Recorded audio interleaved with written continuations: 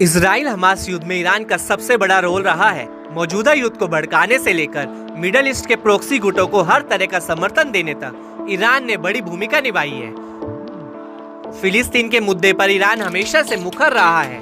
यही वजह है कि ईरान और इजराइल की दुश्मनी खासी पुरानी है। ईरान के नए राष्ट्रपति मसूद पेजेश्कियान ने भी शुरुआत से ही इजराइल के खिलाफ अपने तेवर तीखे कर रखे हैं।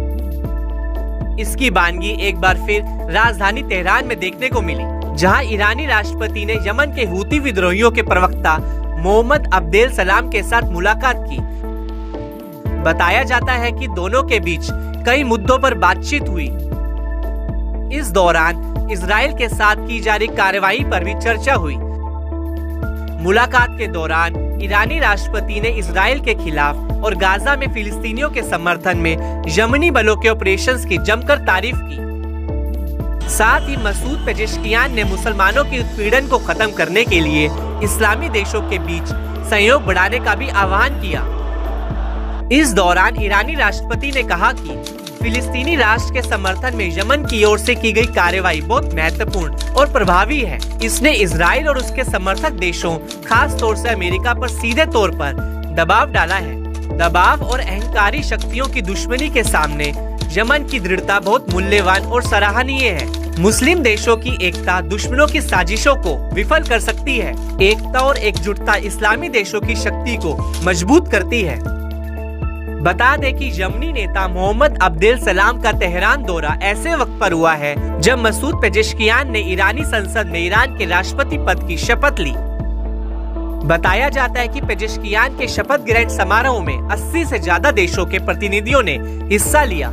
इसमें हमास की पॉलिटिकल विंग के चीफ और इस्लामिक जिहाद आंदोलन के महासचिव ने भी शिरकत की। बताया जाता है कि शपथ कार्यक्रम के बाद ईरानी राष्ट्रपति ने एक एक कर अतिथियों से मुलाकात की। इस कड़ी में ईरानी राष्ट्रपति ने यमनी नेता के साथ बैठक की, जहां उन्होंने दोनों देशों के बीच मजबूत और गहरे संबंधों की सराहना की। मुलाकात पर यमनी नेता ने कहा कि मुझे उम्मीद है कि आपसी हितों को पूरा करने के लिए हमारे सहयोग का और विस्तार होगा। यमन आम चुनौतियों का सामना करने के लिए अलग अलग इलाकों में ईरान के साथ मिलकर काम करेगा। हाल में इजरायली कब्जे वाले गोलान हाइट्स में हुए मिसाइल अटैक से जहां इजराइल लेबनान के हिजबुल्लाह समूह पर भड़का हुआ है, दोनों देशों का तनाव चरम पर पहुंच गया है। इस पर यमनी नेता मोहम्मद अब्देल सलाम ने भी तीखी प्रतिक्रिया देते हुए आग में घी डालने का काम किया है। यमनी नेता ने इशारों में इजराइल को सीधी चेतावनी दे डाली है। उन्होंने कहा कि यमन इजरायली धमकियों से डरता नहीं है और यमन इजराइल के खिलाफ लेबनान की रक्षा के लिए तैयार है। फिलिस्तीन या लेबनान पर किसी भी इजरायली हमले पर यमन का रुख बिल्कुल साफ है। यमन किसी भी इजरायली हमले के खिलाफ खुद की रक्षा में लेबनान के साथ खड़ा होगा।